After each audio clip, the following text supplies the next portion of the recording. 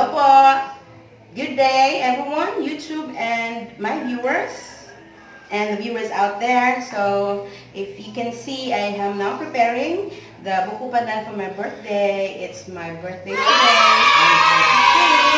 And here are the ingredients of my buko pandan.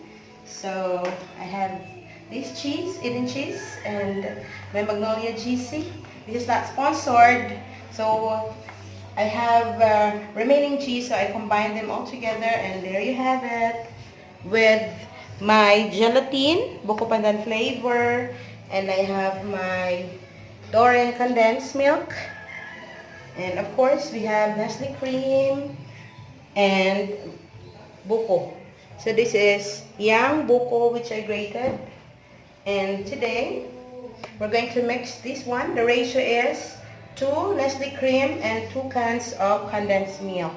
And for my gelatin, we have 2 gelatin that we cook together with condensed milk, a little condensed milk, 2 tablespoons, and I add some 1 teaspoon of sugar.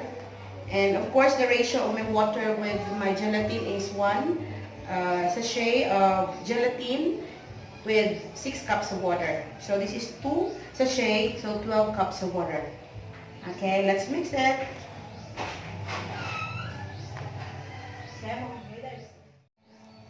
Okay, and we're going to mix now our ingredients.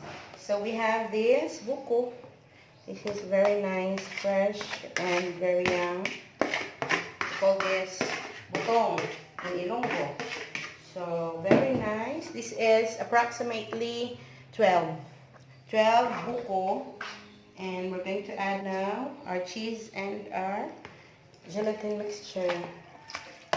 Okay, very yummy already. And you're going to mix this. You can see there are a lot of gulaman, and we're going to mix our Nestle cream.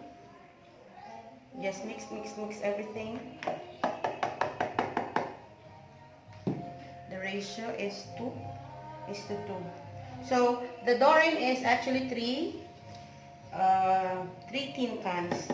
So I'm going to use only 2 of that. So that's only 2/3 I'm going to use, because the rest of the condensed milk will be used for tiramisu. Because Shahana will be making a tiramisu tomorrow. Okay, so here you have it, condensed milk. Okay, so that's for now. Okay, yummy. This is now my buko pandan. So if you can see, this is very moist, delicious, and there you have it, buko pandan. Just enjoy doing this, mix everything, and you'll be good for now. This is for my birthday tonight here in my home. So see you there. Enjoy my birthday. Bye. Thank you for watching. Be a blessing and channel of blessing.